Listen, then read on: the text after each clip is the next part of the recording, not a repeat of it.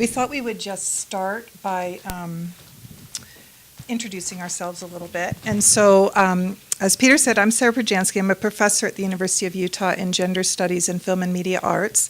And I guess I have expertise in celebrity for two reasons. I finished a book a couple years ago called Spectacular Girls, Media Fascination and Celebrity Culture. And I'm also involved with the journal Celebrity Studies, which has been going for 8-9 years now.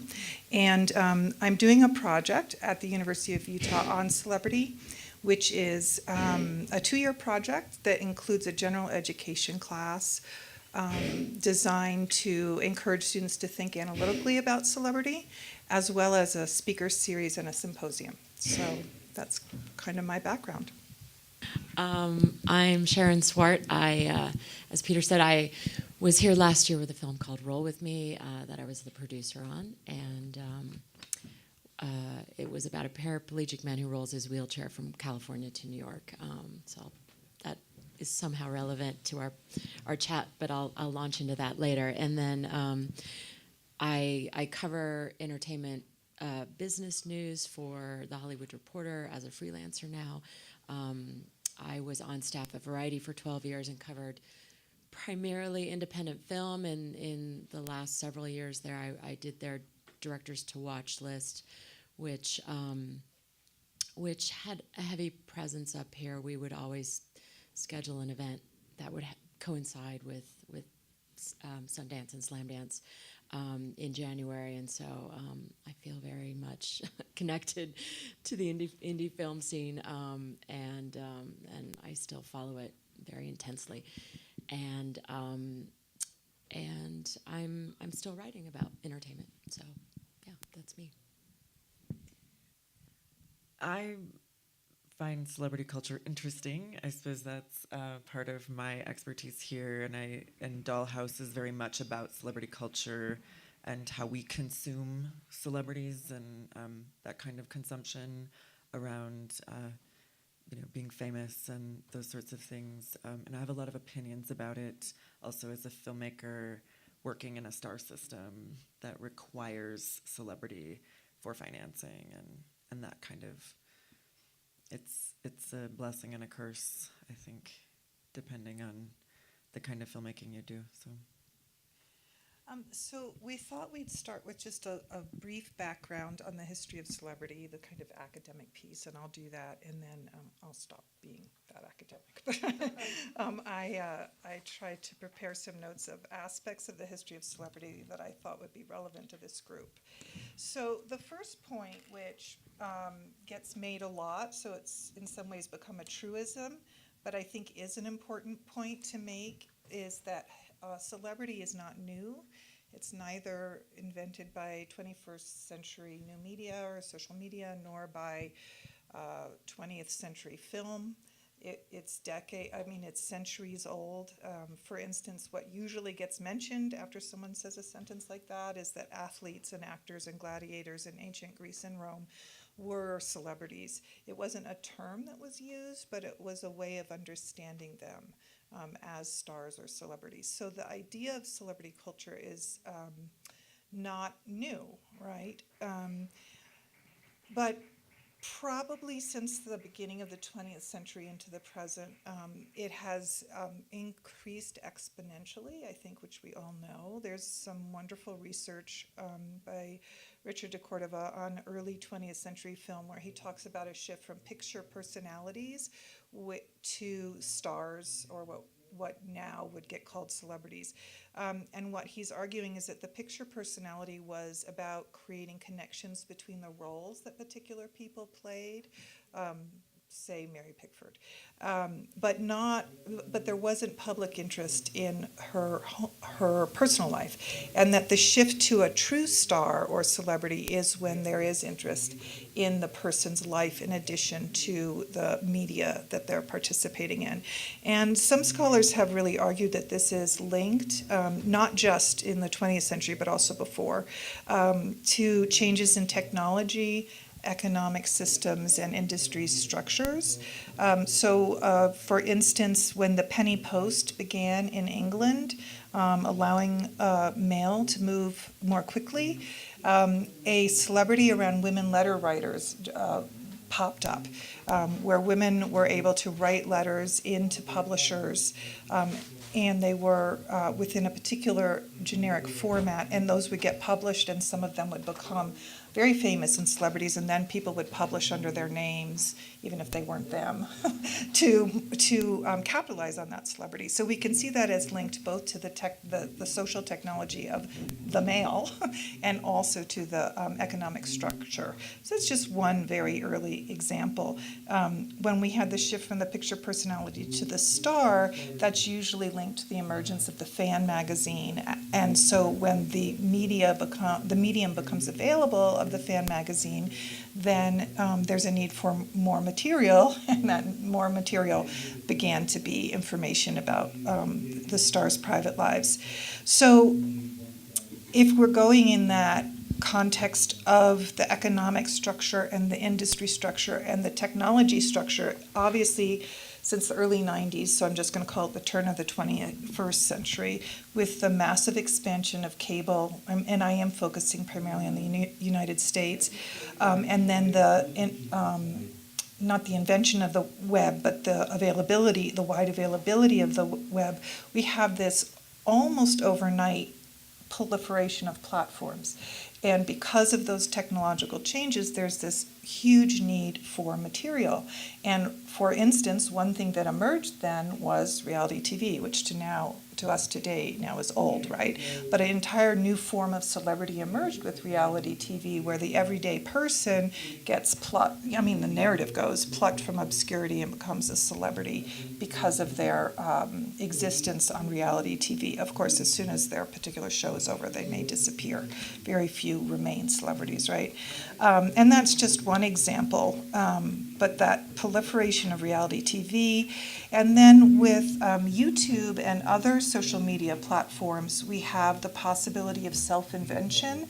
Now, on the one hand, we can say that the penny post that I just talked about a moment ago was also self-invention, right? That was the use of the contemporary technology to invent oneself as a celebrity. Of course, you can't do it alone. It's also within the context of the industry. Same thing with YouTube, right? The idea of micro-celebrities who self-invent and simultaneously have to self-brand, right? They're not only producing their art, but they're producing themselves as worth watching. And there's they can't separate, in general, they can't separate themselves from their art.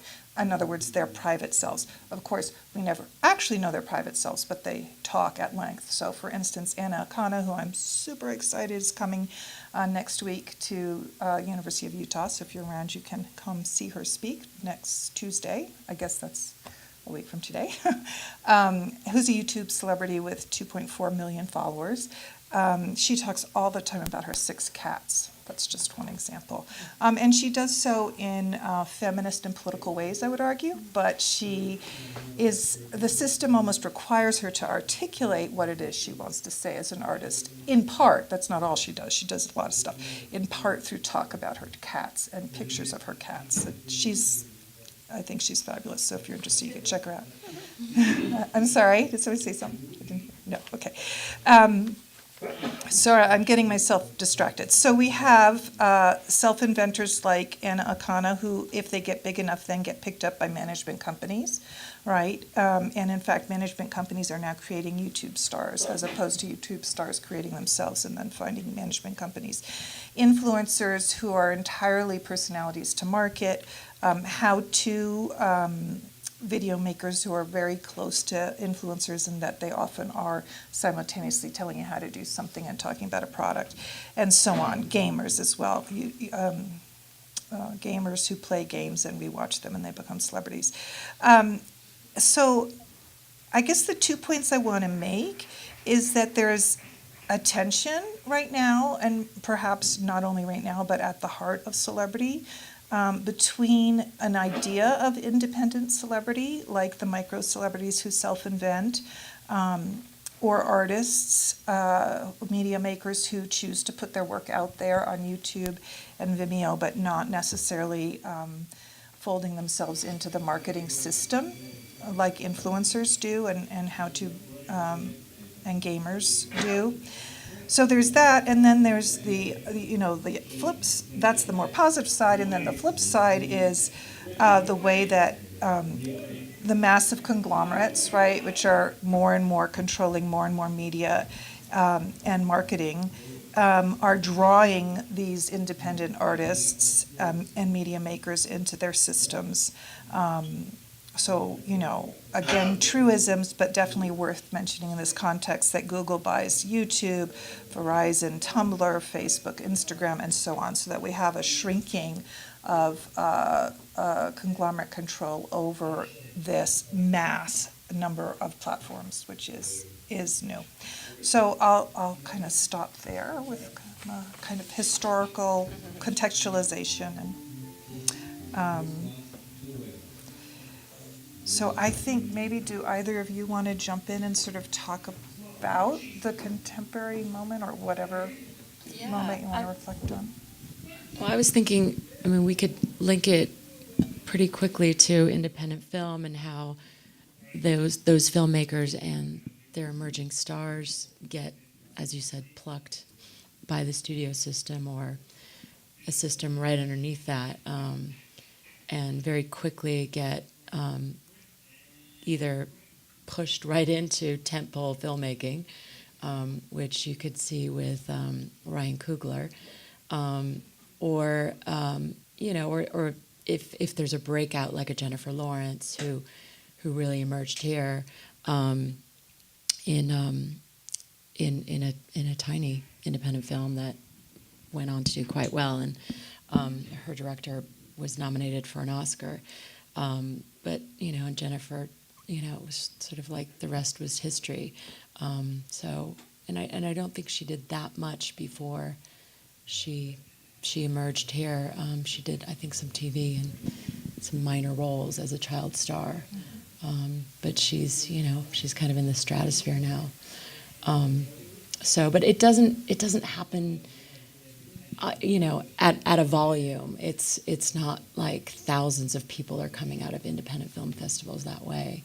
And so I think the democratization of what's happening in social media, it's creating more opportunities for seemingly obscure talents that are floating up. But like you say, I do think that the fact that even that system is now becoming smaller because of large corporate giants now gobbling up smaller platforms. It's almost like it's mimicking what happened with the studio system. It's sort of like it's a repeat. It reminds me, so I live in artist housing. I live in the first art space building, actually, and in St. Paul. And that area was completely desolate, right? And then everybody wanted to move there because the artists were there.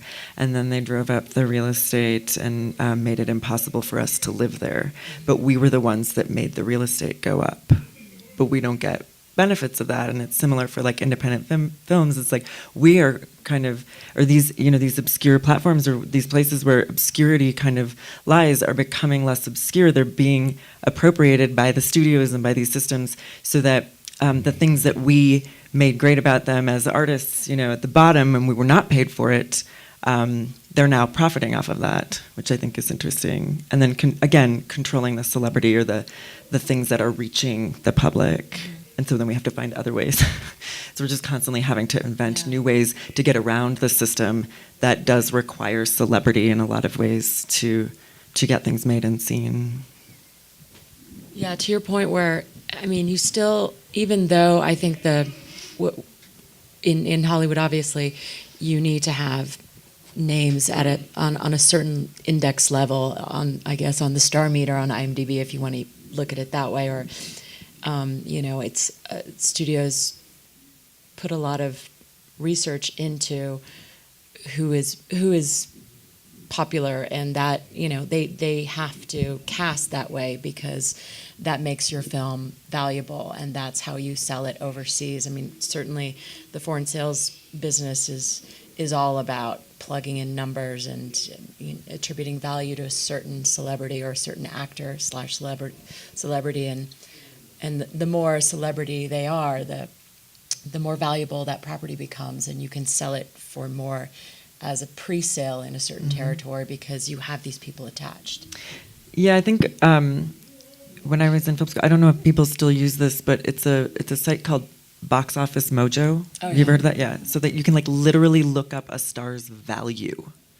It will tell you how they're doing box office wise to then say, well, if that star's in it, we can expect to make X amount of money. So then we can put a budget on the film based on that, and then know how much money we can generally expect to make, which is fine.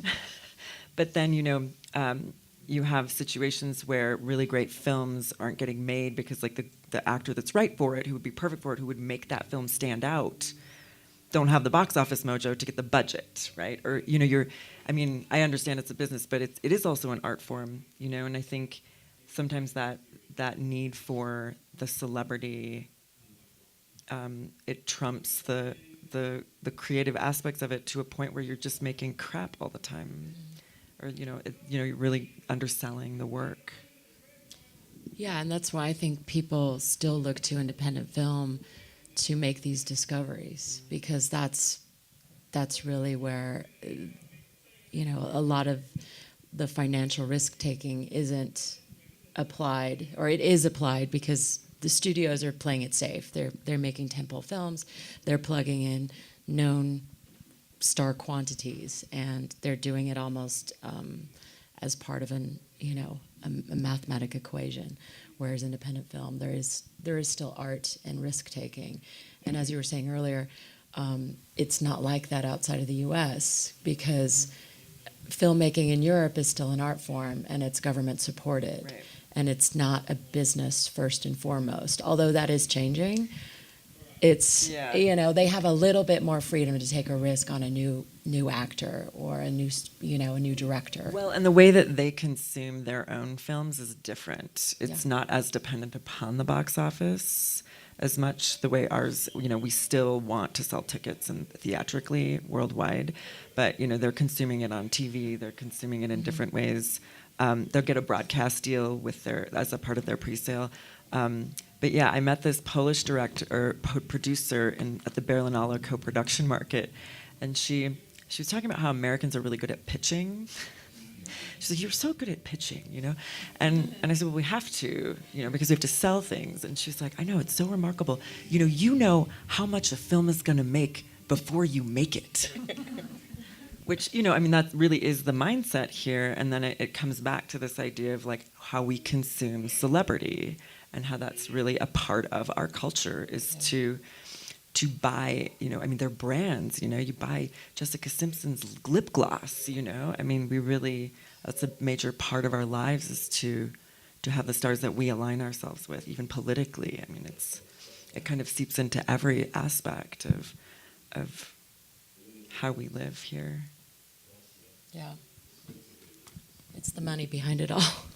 But I think it also, to maybe slightly shift gears, because this is what my film is sort of more focused on, is it also reveals some very inherent misogyny, racism, right? Like through celebrity culture, we witness these things because of how we are consuming things and what we consume as celebrity and what rises to celebrity too. And how we treat female celebrities versus male celebrities, how we validate them, how we are hypocrites, in a lot of ways, and how we expect to take a lot from these women, I think, without really considering that they're people. We do that to women every day. But then we have them on this celebrity pedestal, and we can just destroy them, and it's totally fine. Yeah.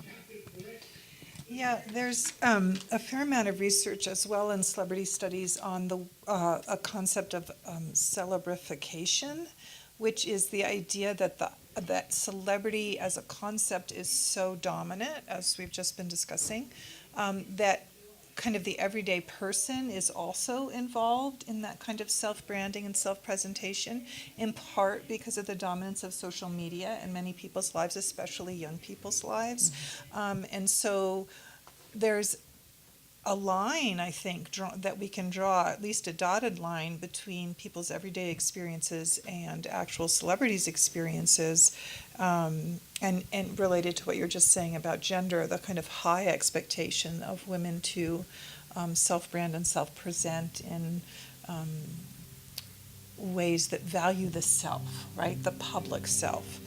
And I'm not quite sure exactly how that relates to our conversation today, but I mean, I don't know if we're ready to go there yet, but thinking about how independent filmmakers can work with celebrity, because there it is, and not just to, I don't want to phrase it that way, not only the question of, are you going to try to get a celebrity in your film and how much are you going to pay for it, and is it going to help you get funded, but also reflecting on what celebrity is. And I haven't seen Dollhouse yet, so I'm desperate to see it. But my sense is that that film does do that, that you're reflecting on the impact of celebrity on the human. Maybe I'm reading it totally wrong. No, it is. Yeah, It does. It absolutely does. I mean, it's got a...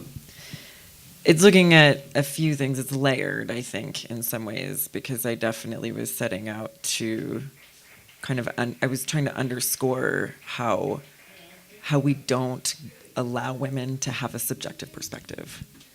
And that's a part of the life of like female celebrity, right? Where we don't want to know who they really are. We don't want to consider that they have feelings, right? We just want to consume, and we just want to see and look and take.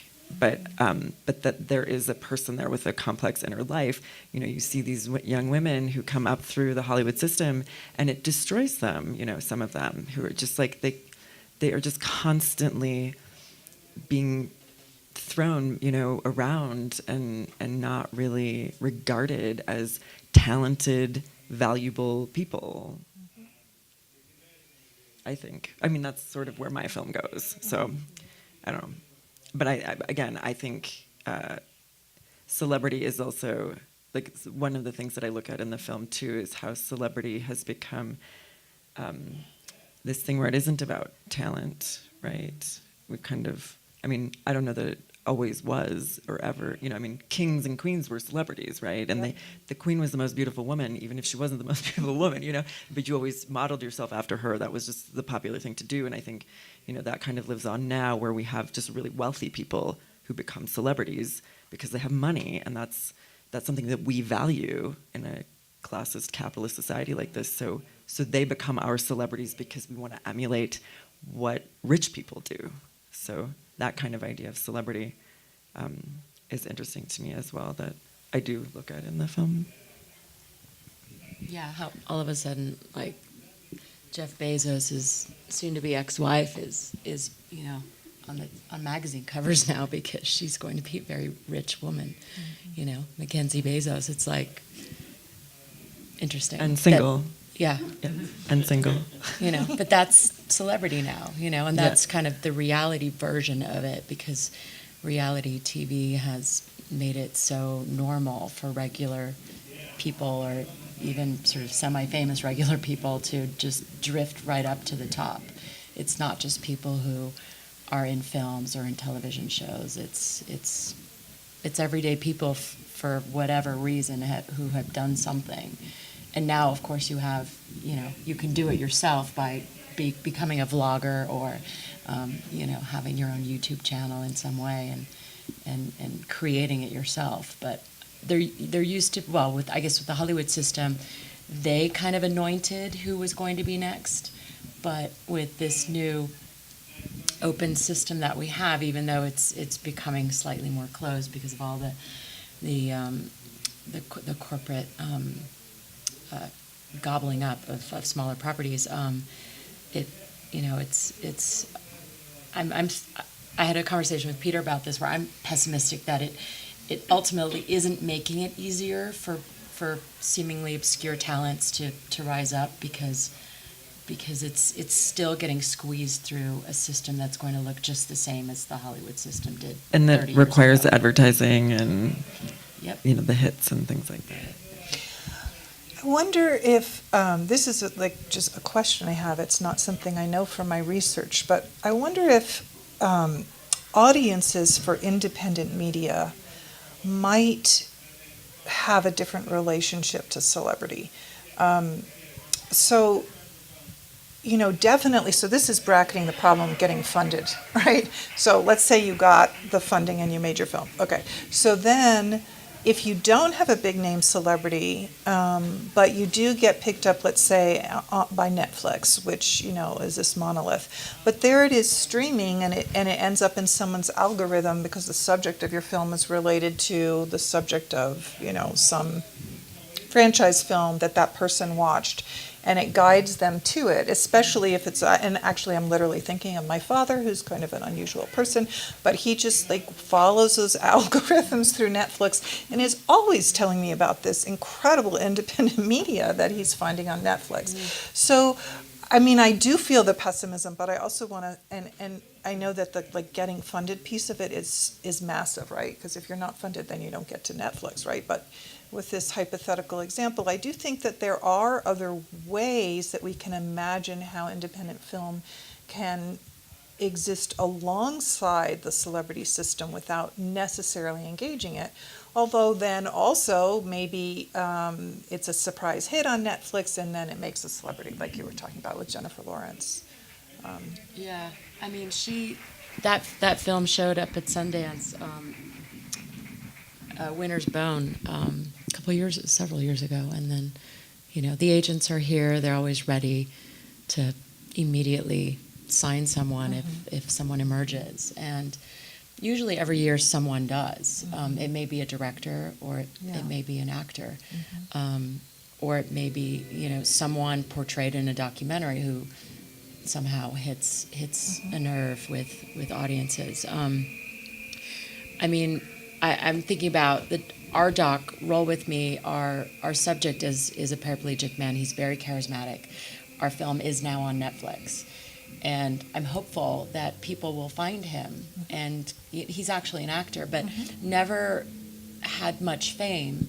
Did TV work as a paraplegic. And before he became paraplegic at 22, he was an aspiring actor and had done acting in high school, and was actually on his way to his first professional audition when he got into an accident and became a paraplegic. But, you know, I'm hopeful that he will slip into one of those algorithms, and Netflix will say, oh, well, this document, or lots of films about people struggling, you know, perhaps handicapped people, perhaps paraplegics in specific. Maybe they end up wanting to create some kind of series based on that, and hopefully it'll lead to him getting work. So that is a new path, I think, because all of these companies, Amazon, Apple, Netflix, they are all working on algorithms. That's all. That's literally the only thing that they base their decisions on. Well, okay, so I'm going to try to say this in spite of the altitude, because altitude affects me. I'm about to say something really complex. Bear with me. Okay, so the thing about those algorithms is that on the one hand, you can discover these really like obscure things because you're seeking out obscure things, right?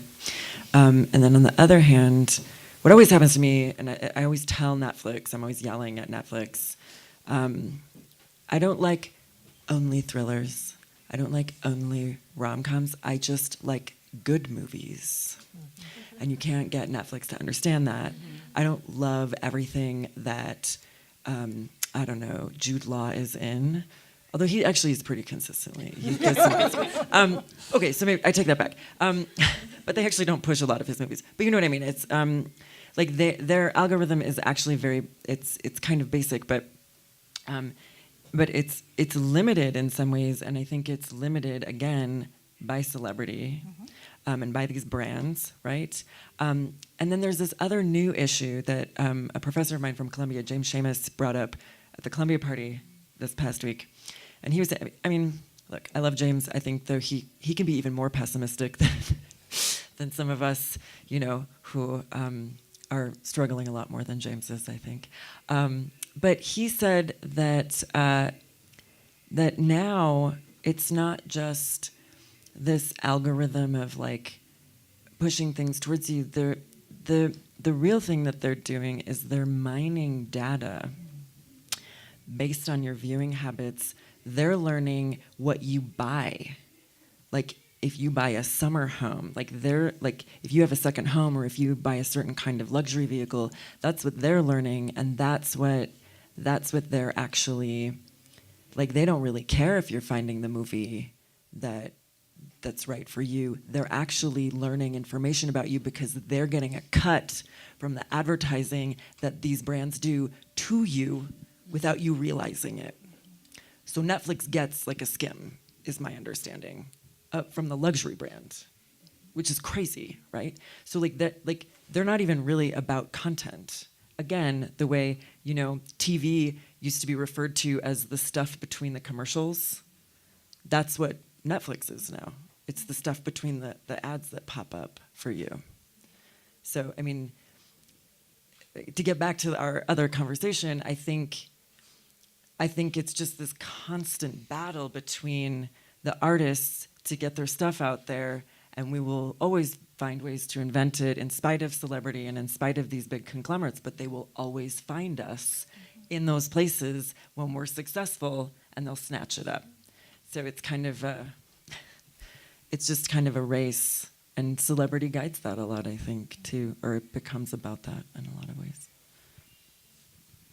Yeah, I think companies like Amazon, where it's free with your Prime subscription. It's like there's a reason. Yeah, there's a reason especially it's free. Amazon, especially. Yeah, I mean, yeah, it's very scary, and you're absolutely right. Yeah, and it's also, for me, it's always important to remember that economics is not pure, I guess I'm now expressing an opinion, is not pure capitalism and is profoundly ideological. There's tons of marketing research that shows that celebrity endorsement may or may not work. Like, that's the finding. Like, sometimes the researchers find that it works, and sometimes they find that it doesn't work. Now, as a qualitative researcher, I would say, so maybe instead of counting numbers, talk to people and find out what they actually do with ads with celebrities in them. But bracketing that, the fact that there's actually no evidence that it works is irrelevant to the massive amount of money that's spent on celebrities, using celebrities in advertising, which I think is fascinating. It's a great way to help my students understand that capitalism isn't pure and non-ideological. Again, opinion. One of my students is sitting right there laughing. But I think that gets at kind of a theme in what we're talking about, is the power of the celebrity system, the celebrity culture, that even if it doesn't work, it must become central to marketing. Yeah. Well, advertising works, so They if you add a so. celebrity, maybe they think think. perhaps it'll work better. Yeah. It's scary because it does, even if you're like so resistant to it. Yeah. It's so Yeah. true. You know, and you see commercial directors become tentpole directors Yeah. because they can convincingly sell something. And Yeah. you don't have to necessarily be an artist to do that. Yeah. I think there's a question there. No, no, I Or a was comment? waving at Peter. Oh, you're waving. Sorry. With a question here.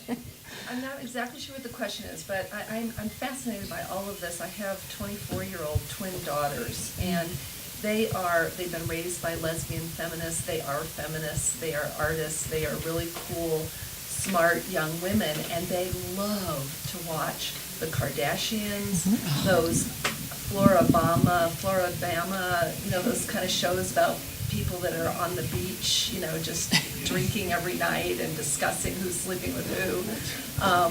What else? The Bachelor, and I started watching. All their girlfriends come over. We watch the Bachelor franchise religiously, and what kills me about these kind of faux celebrities that form is that there's no there there. You know, these are people that are really boring. And it seems to me that the whole thing is this sort of construct to teach us how to be nothing. And how to be consumers, I suppose, but how to be people that are not individuals. And, you know, like you see these women on The Bachelor that are just all the same. You know, they rarely are unique, interesting, artistic souls, you know. And I don't know, it's just, the whole thing just baffles the heck out of me. You know? But do your daughters and their friends watch because they do want to be those people? No, It doesn't it's sound weird. like it. It's like, well, initially, when they were a little bit younger, when mommy would criticize these shows, they would get furious. You know, they hated that. So I had to be very careful. I had to just kind of slip in and just observe with them. But what I observe is they sit there and they all complain bitterly about these people as they're watching it, and yet they love it. So the Bachelor thing fascinates me. Like, are they all trying to figure out, because it's such a stupid kind of Cinderella construct, you know? I don't know. I don't know what my question is, but I just find it, you know, to me, I'm very into the media literacy aspect of it, and that it is about consumption and training people to be a certain way. And they buy the Jessica Simpson shoes and the lipsticks by Rihanna and whatever. Yeah. But I think I think for that area, and this plays into like the rise of social media and how social media kind of functions in people's lives. I think there's a social aspect to them to watching those shows, where those people have become in some ways a part of their lives, whether or not they're, you know, actually ordinary. And a lot of, you know, reality TV is scripted, by the way. Like that's their dirty secret if it's a secret. But you know, like if you ever see them texting, the producers are texting them to tell them to do stuff. I mean, it's that like blatant.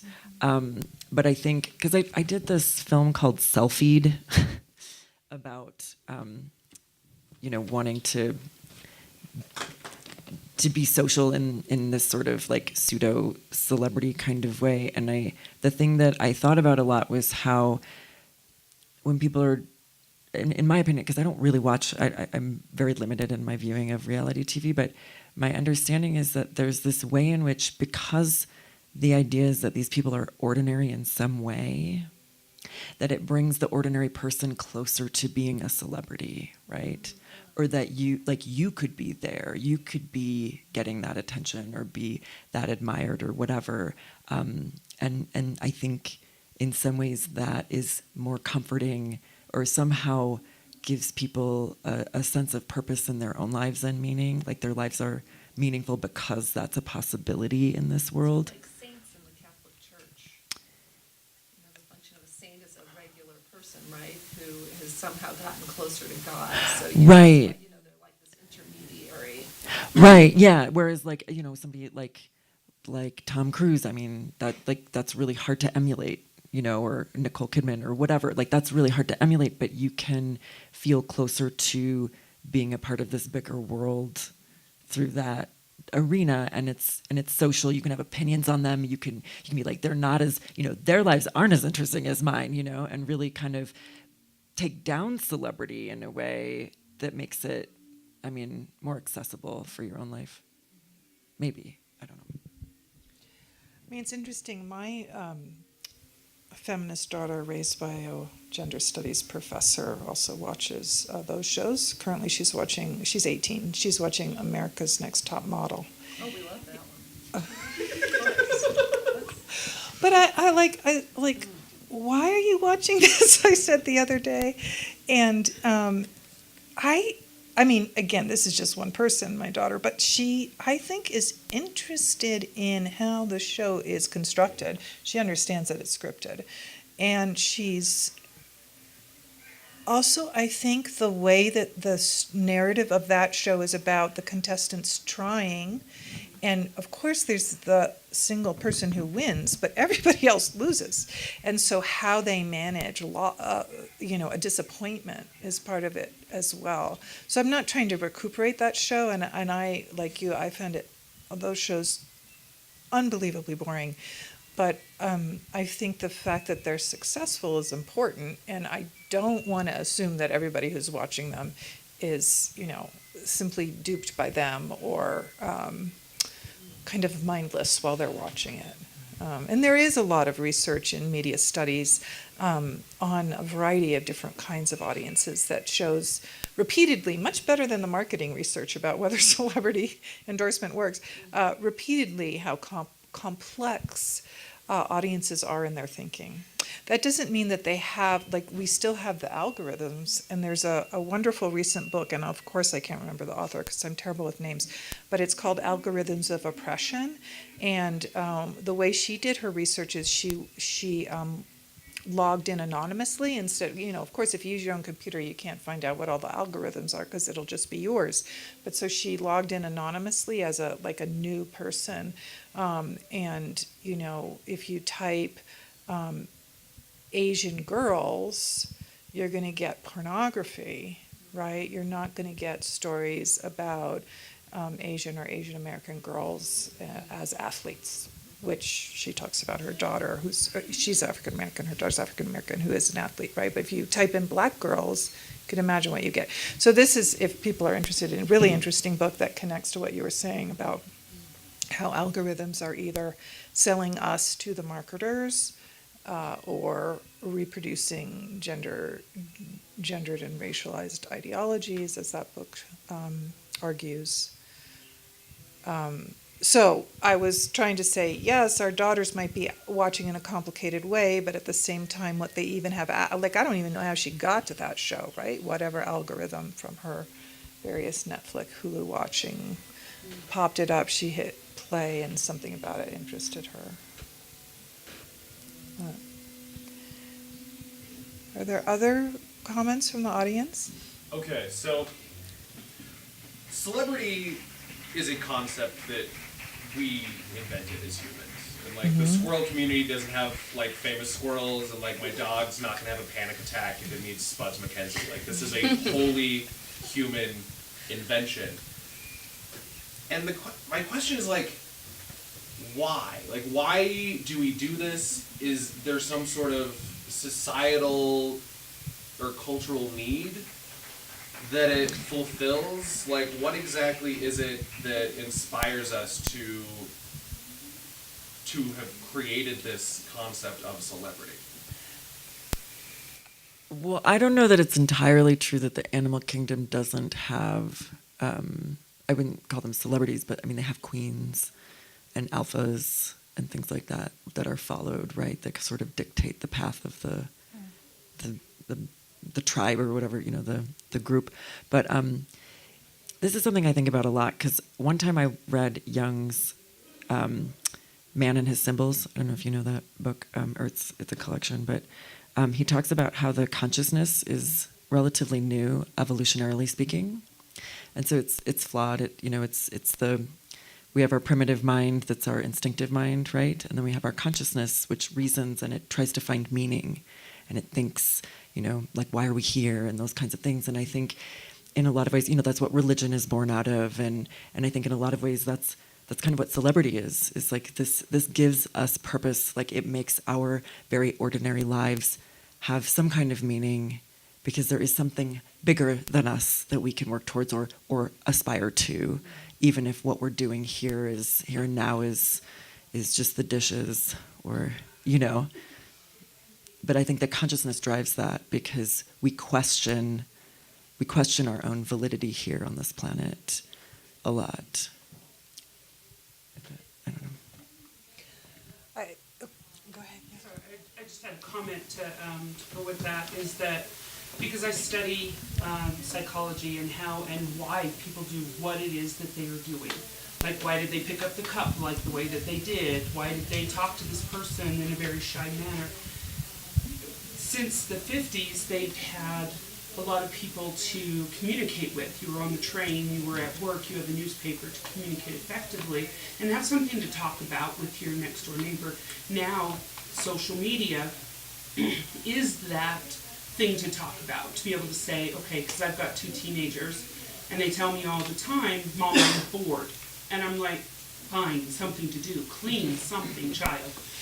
But it's, okay, let's talk about this. I mean, working here, I've had people, did you watch this movie?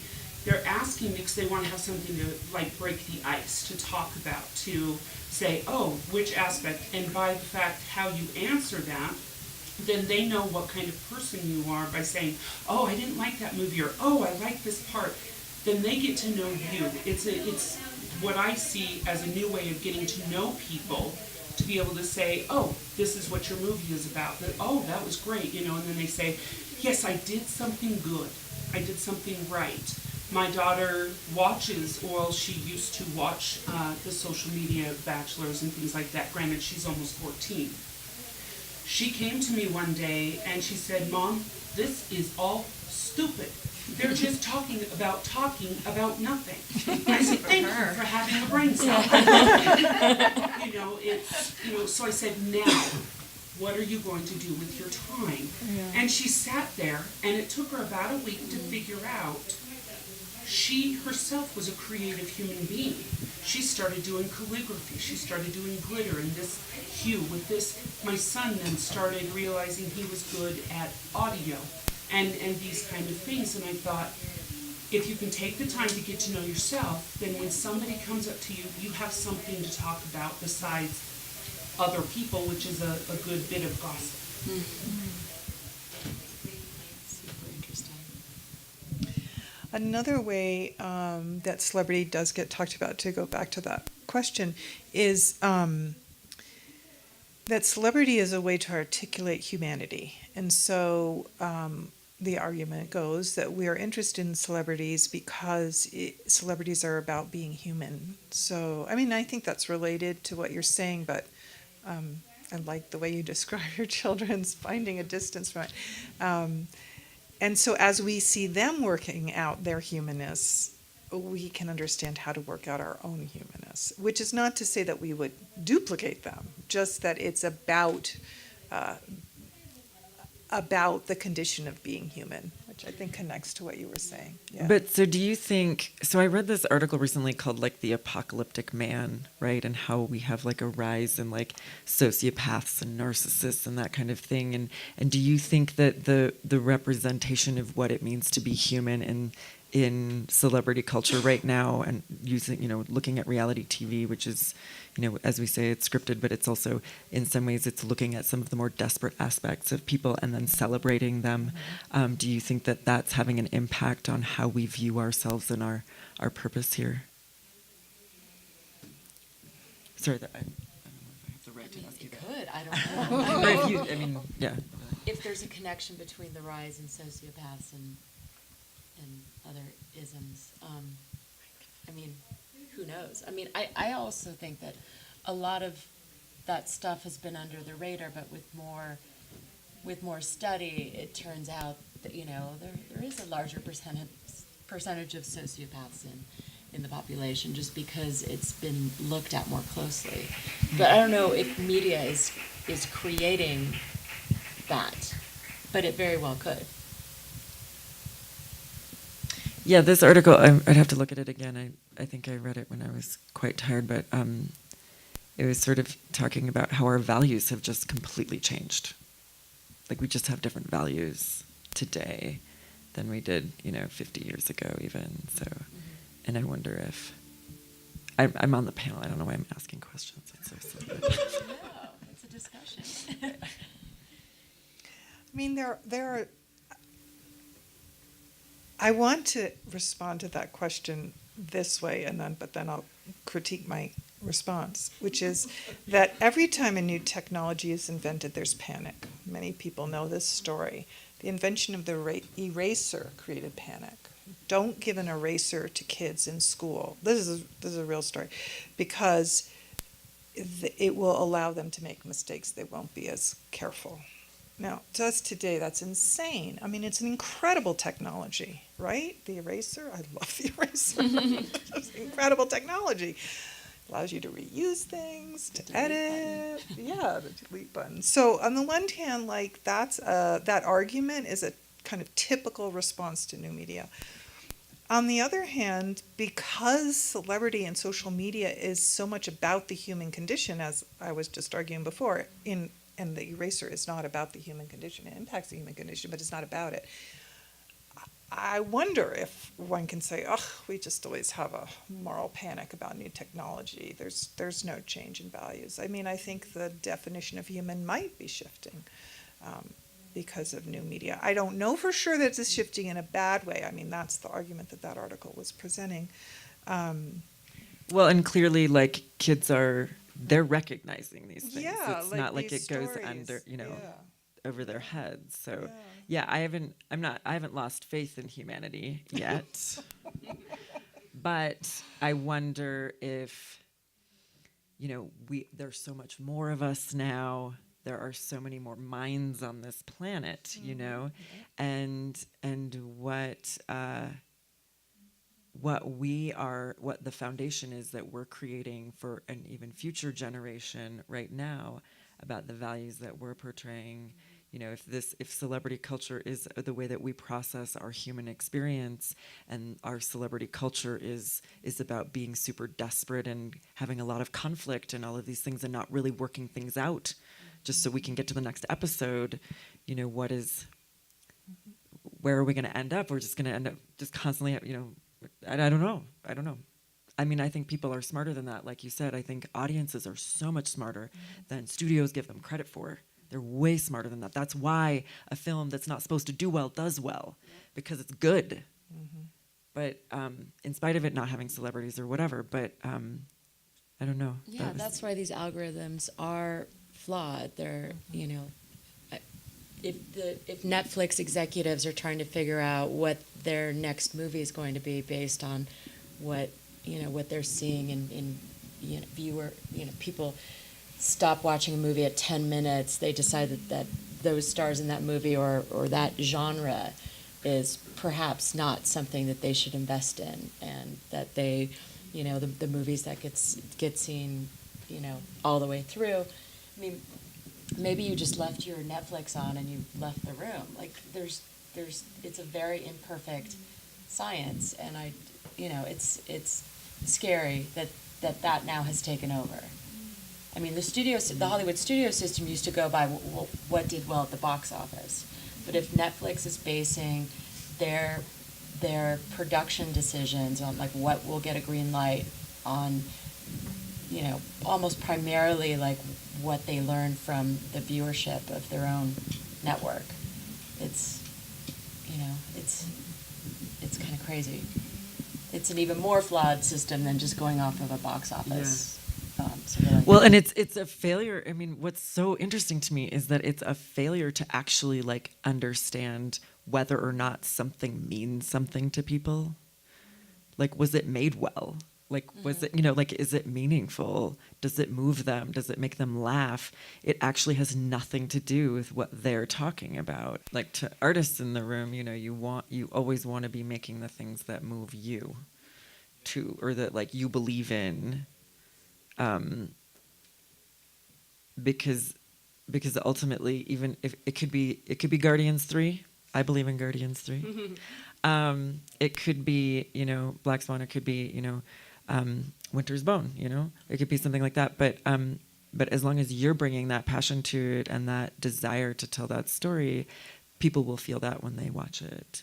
So regardless of the stars that are in it, and I have faith that it does reach audiences, even if they don't have the celebrity attached, that people consume this stuff because it's there sometimes, because it's available, it's easy to consume, and their friends do it, and it's something to talk about. But I also think when people really want something, meaningful, they find that too, and they know what that is. You don't have to tell them. But it has to be available. Yeah, that's the only issue. I have maybe another slight direction to think about. The saying that there's no such thing as bad publicity, and how that works in terms of celebrity and scandal, which you portrayed in your film. Your character early on having the sex tapes revealed, and I'm just sort of throwing that out there as a theme to think about is how does scandal or some sort of expose in a celebrity's life actually help them rather than hurt them. Do you believe that that's true? Well, it depends on the scandal. I mean, I think Me Too has shifted celebrity. Well, that's the second thing I dropped. Thank you. I think there's celebrities who it's over for now because of Me Too. But on the other hand, there are lots of celebrities where, like, you know, the scandal, or maybe better if not so much a scandal, but, you know, some fall, like drug use and rehab, which is so common, especially for the young women. You know, I don't think Selena Gomez is going anywhere, even though she keeps falling, so to speak. So I think it can go both ways. I guess it depends on the scandal and where we are culturally at that moment about that kind of scandal. Because certainly sex scandals previously and sexual assault or sexual harassment scandals previously didn't kill anybody's career. And maybe, you know, maybe it'll pass. You know, and some of those folks will come back. Don't know.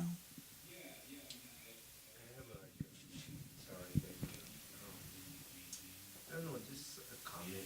I have twin sons, they're 9 years old. I'm kind of having a little anxiety.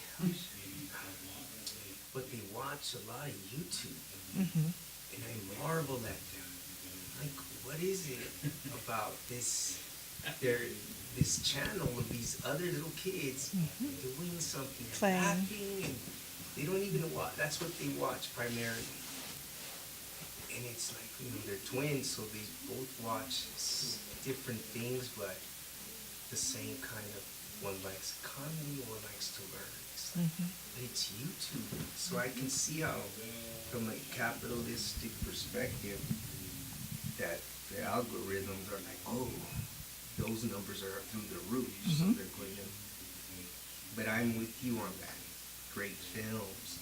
I mean, quality films aren't always going to hold their weight, but we have to almost, no one sees it. Hey, you know, because all these other, what I call silly nonsense, but realistically, their numbers show that they're being watched or viewed. My kids are 9 years old, and they're already, wow. Yeah, but what did you do when you were 9? No, You didn't have a job. Well, I'm guessing. 45, so I played with toys and climbed trees, so I didn't have the internet or none of that. So that's why perhaps I just trip on them, you know, like, wow, look at these dudes. I wonder if they're so intelligent, but they're the future, so I study them to understand what's to come, because they're the ones, the majority. We're like the minority, you know? I think, I mean, there is some research on kids' use of YouTube, and I think age is really relevant because they're still relatively young. My son is 13, and he'll be watching 3 different YouTube channels at the same time because he has a phone, an iPad, and a computer. My fault that he has those things. But one of the things he watches, which I find just so boring, because I find Seth boring, but Seth is the biggest mountain biker on YouTube, and he tells my son how to do things, and then he says, "Mom, buy me a bike." That's a problem too, right? Because it's a consumerism. But now he's a pretty good mountain biker, and he can fix bikes. So I don't know, I guess maybe I keep repeating the same argument, is that there are ways that even kids have pretty complicated relationships with it. And I think, I mean, when he was 9, he was less active like that. It was more watching. Like he used to watch, what's his name, play Minecraft. He's not on anymore, but he was the biggest Minecraft player. I mean, he just watched him play Minecraft. It was so boring. I didn't understand it. But then as he aged, he started playing Minecraft, and now he's aged out of Minecraft altogether. So I think there's that piece of it. Yeah, I mean, I think I'm addressing your anxiety. I think your kids are okay. I mean, it's Yeah. that altitude and Yeah, some cool yeah. But I think too, you know, when you watch a really great TV series, this is my feeling about great TV series. Maybe nobody else feels this way, but I develop a relationship with those characters, right? And they become like a part of my life in a weird way. And I, you know, they mean something to me, and I hate some of them, and I love some of them, or I have I have love-hate relationships with them, and I wonder if that's a part of this kind of consumption, is that they just become people in your life, and that becomes something that you rely on. It's like having a friend there that you can pick up when you want to, and when you need that time with them. And maybe celebrities provide that too.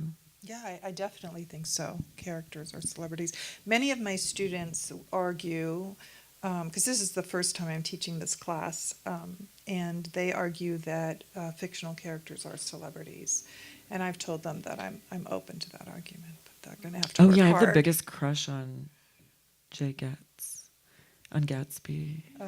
Yeah, I've always had a crush on him, and yeah, some other literary guys. Heathcliff. Every woman loves Heathcliff, I think. But anyway. And some men too, yeah.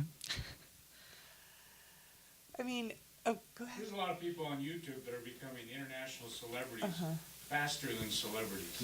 And I've known a few of them, and there's a lot of 9-year-old kids making enough money to keep their mom and dad happy the rest of their lives. Yes.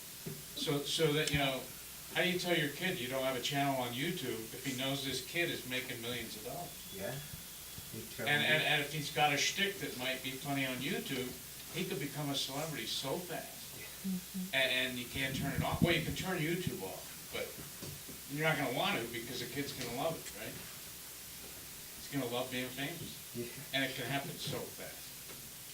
And I've seen it. I've done some case studies on it, and it's, a guy, Will Blend. You ever hear of that guy? Grinding up stuff in his blenders down in Utah County. Oh. You ever hear this guy? Yep. 120 million hits in about a year. 63 different episodes putting things in blenders. So it's a new kind of celebrity. I kind of thought that's what the panel was about, like these new celebrities coming out of YouTube versus the celebrities produced by TV and film. So. That's a part of it. We've been talking about that. But all the celebrity thing is like media driven because there weren't a lot of celebrities walking around before TV and, movies came along. And now you get your name, your picture on TV. I'm playing golf with guys that do TV news, and they're celebrities, right? So how do you think, what do you think of celebrity in terms of like American exceptionalism and how people, everybody wants to be a celebrity now, right? Or that there's this democratization of celebrity in the sense that it's not, it's that everyone is exceptional and deserves the limelight in a way. I mean, in some ways it's true that anybody can do what you're describing, but because anybody can pick up a camera. But some people are. Yes. And now everybody's trying. Yes, but still, statistically, it's very unlikely you'll make it. Yeah. And also the intensity of the labor, there's a lot of research on that as well. Like the very minimum, and if we're talking about kids, the very minimum is 1 a week. Yeah, you have to be producing. And as we know, you don't just turn on a camera. I mean, there's a lot of work to producing media, even though some of them are just turning on a camera. But when they get, their production values go up as they get more famous. My all-time favorite website is the Wayback Machine. Do people know that? Yeah. So you can, if you pick a famous star, go to their webpage, and then go back 5 years with the Wayback Machine, where they take a snapshot of the internet at that exact moment, and you can see how the production values have shifted for them, or you can just go back through their videos. So there is a sense that anyone can do it, and we do. I mean, that idea of celebrification is the idea that we're all sort of invited to produce ourselves as celebrities, but it's a mask to the fact that, one, there's massive labor in it, and for often not much pay unless you really hit it, and two, fewer people pull it off than one might think. More than in the past, but fewer than we're sort of told, right? And YouTube's so big, you don't really know how many are doing it because it's so vast. Yes. You know what I mean? It could be. You really don't know until you just see a story on TV about somebody. Exactly. That did it, right? Yeah.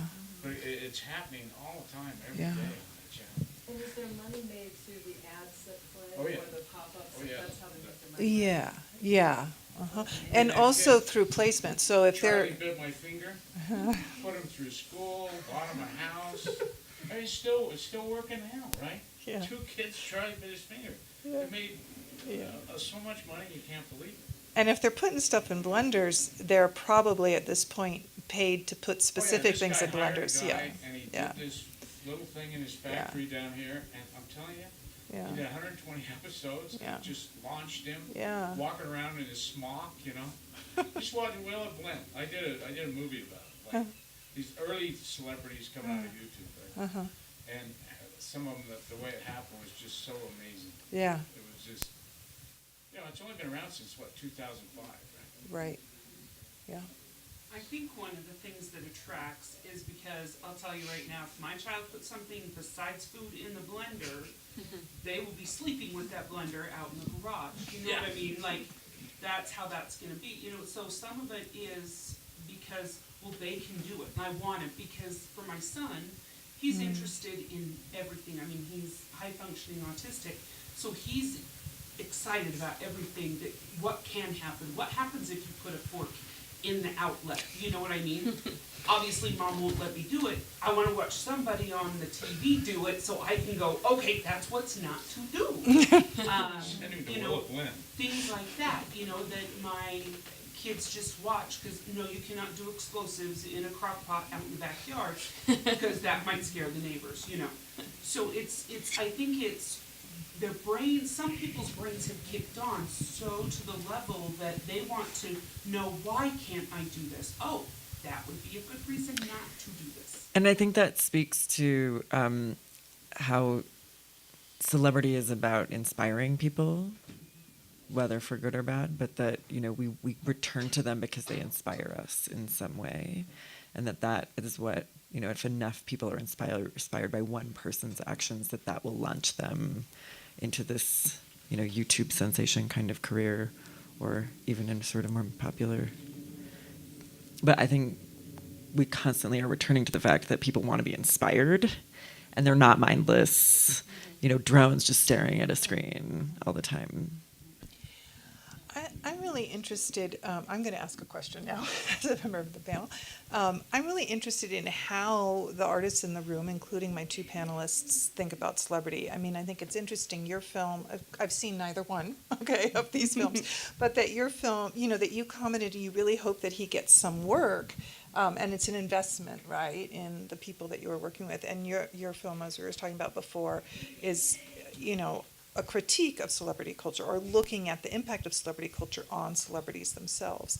So I'm interested in how, and then actually you just mentioned your own film as well about the kind of a new form of celebrity. So I'm interested in how the artists in the room think about wanting to interact with celebrity, right? Obviously we started with get a big name, get funding, get your film made, get your film out there. That's one way, but you know, we're hearing other ways of interacting with it in the realm of independent media making. You know, are there other? Yeah, well, for us, it actually started with wanting to inspire. It wasn't to get Gabe a job. I mean, ultimately, if that was a byproduct of it, and he could do motivational speaking after this film got out into the universe, that would be great. But he initially thought of doing what he did, which was roll across the country in his ordinary, everyday wheelchair in 100 days, to show other people who might be handicapped and who might not have the kind of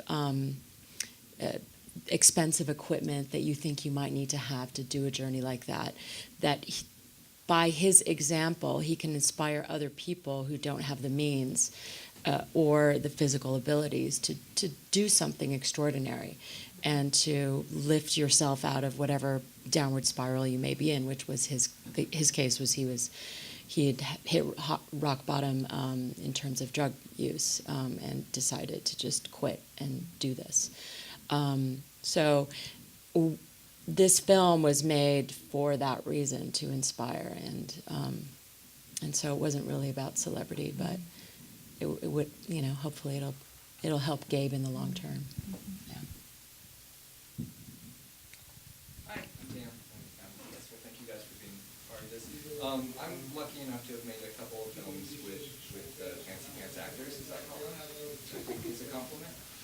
But you know, celebrity, you know, they're all celebrities of one sort or another. And it was interesting that prior, 2 films ago, I made this film called Between Us, and it was right when Twitter was just kind of taking off.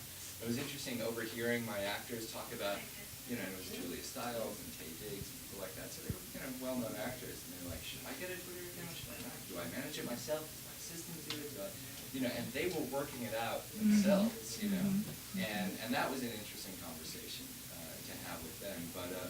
But what I've seen working with, fancy actors is that it can show up on set in the way they act. Like they're so reticent about being shot the wrong way, or a paparazzi shot being used inappropriately, or on set, crew members' shots. It does affect the way you shoot a film, the way you work with those actors. Not necessarily for the better either. And then by the same token, when your film's done, how do you motivate them to actually, use their Twitter account or Instagram account for good, and you can't always expect them to, even if they like the film, because they may just be busy, whatever. So it's been an interesting relationship, and you just have to, roll with it, and hope that it makes sense. But also find actors that, I'll tell you one thing I do, one little trick I do when I'm casting a fancy pants actor, is I bring them either to a French restaurant that's in my neighborhood, where I know that the woman who's like the maitre d' there is a very rude French waitress, because if they can handle her, they can handle anyone. And if they can't, I don't want them around. Also, the other place I go is a coffee shop that's around the corner from my house that at like 2:30, all the middle school kids walk in and just fill that place. And if they can deal with like 100 middle school students going, dude, you're famous, where do I know you from? And, like in their face, like again, like, okay, that tells me that they can be okay on set, So that's my advice. Yeah, I always think of it as like they're colleagues, right? For us, like if we're making films, like they are our colleagues, and like they are contributing their art to ours. So it is kind of a job interview, really, or like cast. I mean, that's what casting is it's a job, right? And whether or not that person is going to bring the appropriate, like the essential thing that you need from them is a part of it, right? Because I feel like we see a lot of things that have celebrities in them, but the celebrity maybe wasn't participating, or it was not a good match. And so the thing fails, even though it had a great star who may be a fabulous actor, but for whatever reason, just in that company, it wasn't a good fit. So I don't know. I've worked with some celebrities as a screenwriter, and I have to say, the few that I've been fortunate to work with, there is a reason they're famous. They're very talented, and that is something that, that you always want to consider too. And are you able to use their talents to the best that you can? I mean, I don't know. They're good at their job, a lot of them, and that's something to respect.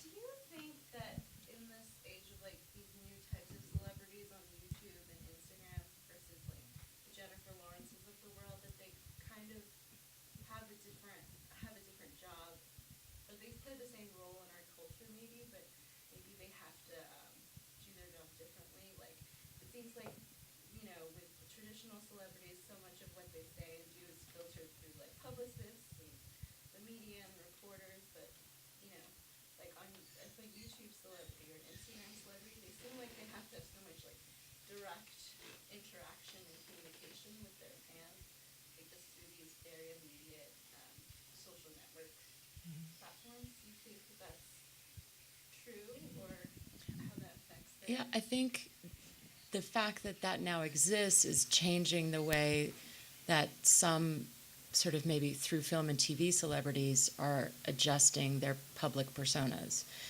A dear friend of mine works for YouTube and works very intensely with the celebrity YouTubers, and the most popular ones are the ones who present themselves most authentically.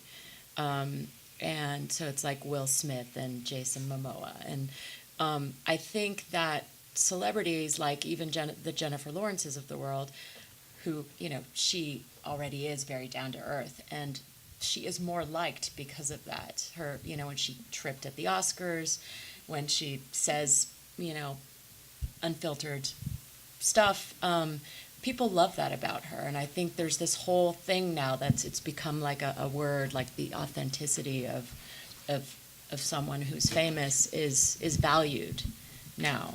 And they can, YouTube can tell you how popular these people are and what they all have in common. So I think it's certainly affecting old celebrity culture, but I don't know if they feel that they have to be a certain way if they're in a certain silo. I think it's bleeding across all of celebrity culture.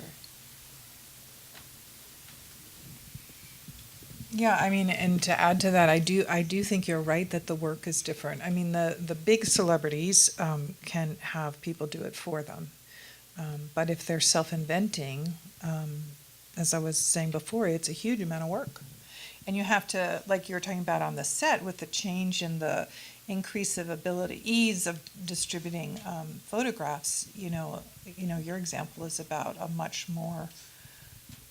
need to be much more guarded in more places, right? Celebrities, of course, always have to be guarded if they're going to protect themselves, but it's like everywhere, even probably in their house, right?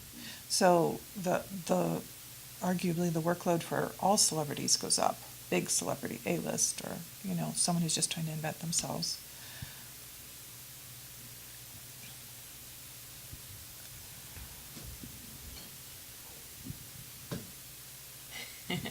Any more questions? Yeah, I don't know, maybe we covered everything. I'm going to tell a story. So when we started planning this, we decided that I would look for I'm reading from this, examples from current celebrity studies scholarship that could support optimism for up-and-coming independent filmmakers, which might offer suggested actions or ways to navigate celebrity culture, which was a real goal for this panel. And I said, yeah, I don't know yet, but let me do the research. Couldn't find anything. No one's talking about this in the scholarship. So maybe I need to write an article. I don't know. Or I would have a lot of work to do so. But that was pretty disappointing to me that research isn't there. And maybe I wasn't looking in the right place, but I looked for a while. So I don't really want to end us on that negative note, but I wanted to acknowledge that It's a work in happened. progress. Yeah, We will find it's out. a newer Yeah, it's very question. new, yeah. Just one other thing I'll throw in there that happened on this last film I did. So now celebrities, fancy pants actors, they all have their own Instagram account. When you're doing a contract with an actor, there's all these publicity approvals that you have to put in, because distributors for deliverables, they want so many still photographs, and so the actors have to approve still photographs, and 50% approval, and 30% if it's a group shot, and all this stuff that's been in like boilerplate contracts for 50 years. And we discovered a weird exception, like a loophole to this thing. What if the actors are taking pictures of each other on Instagram while you're shooting the film? Well, does that mean they've already approved that shot? What if you don't approve that shot? Like what? Right. And no, contracts don't talk about that, or maybe they're starting to. But it's a good thing. It's not a bad problem to have in general, because you want your actors like Instagramming. I mean, some of our actors took better still shots than our still photographers. So we're like, I'm asking them permission if I can use their shots. And if it makes them happy, also, that's a good thing as a director too. Like, oh, the actors are taking, Instagramming each other in the dressing room, and that keeps them happy and forgetful that we don't have food that day or whatever. Great. So you can, as a director, as a producer, you can use these mechanisms of celebrity to your advantage and make it work for you. You just have to think 3 steps ahead. So there is a lack of research. I think a lot of ways it is too early to tell with so many of the recent changes. Most of my work is in marketing, and with all of the changes and the new celebrities and like virality, nobody has any idea what is going on. And most marketers are smart, but we have to answer to very dumb people, and having to explain to that all the time. Like, there's not just a button you press to go viral. Like, there's all these factors that go into it. It is still so new, and like you were talking about earlier, it used to be just like, okay, like you can estimate how much, like well before the movie is out, you can have a rough idea of how much money it's going to make. And with this new celebrity, and with meme culture, and just with how much the internet and social media has changed that, we're still piecing it together. And so I think that research will come, but it is we are a toddler walking and still falling down. That's funny. I always, it just reminded me that people be like, why don't you just make like a viral video or something, you know, like for your film or whatever, and that's how you can do your marketing. And you're like, but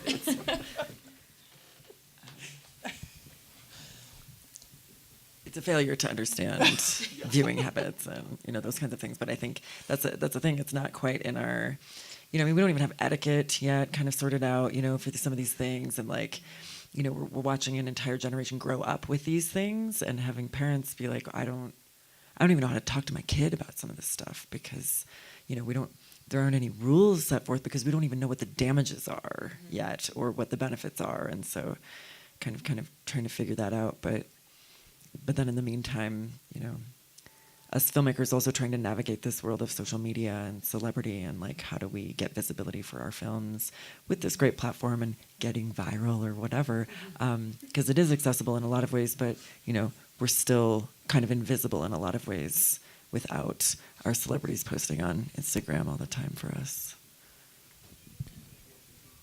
I think back to the psychology is that first-time filmmakers don't realize they're a celebrity until the person comes up and says, oh my gosh, you inspired me, like we were saying earlier, or, oh, this movie means so much to me. And people at that point, they're like, oh my God, are you serious? Like, no, I'm not that big a deal.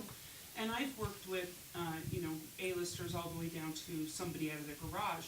And it's a personality situation. Some want to be treated just like everybody, regular human being. And some want that fangirl moment. They want people to come up. I've had people that say, well, doesn't anybody know I'm here? And I'm like, okay, do you want to be treated like a human, or do you want to get clobbered by teenage girls, you know? And then we've had some that show up and they Twitter, I'm going to be at this location, and now we're overwhelmed with all these people that are just like, no, I have to get in here, and they revel in it. With me, people will hear what I have, and they'll just be like, oh, wait a minute, this is why you're important. And I'm like, oh, please, no, I'm not, I'm human, please, human being, treat me thusly, you know. But there are some that will come and sit by me in their underwear, and I'm just like, hey, the illusion is now gone, thank you. It's just, you know, it is a personality thing. Some want to be celebrated, some choose not to. Some want to be celebrated right now, some do not want to be celebrated tonight or whatever. So it's, for me, mostly it's when I see somebody that I listen to what their story is, then I get excited because, oh my gosh, that is a wonderful topic. And they don't even realize that other people, because they've been so in, I love this project, they're not aware of how many other people might enjoy that project as well and support them.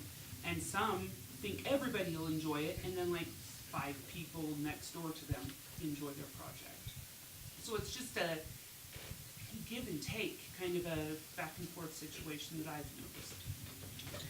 Can I just say, are we closing? Are we at the Yeah, closing we have arguments? like 30 seconds. Yeah. Why don't you have the I'd last like to word? say for closing, I was having this great conversation with Peter Baxter on how, you know, Slamdance can always let the stars in, right? Like you guys get those offers, people want that, you know, but this place really maintains its mission, which is, you know, for the filmmakers, by the filmmakers, and it's really about the artistic vision and the storytelling, and I think, you know, celebrity's great, Sundance is great, like that stuff is all great, but I'm really proud to be a part of this festival for the fact that, that it's helping some of us who don't have access to that world, get our work seen, and I do think it's a really wonderful, wonderful thing. So thanks, Slamdance. Yay.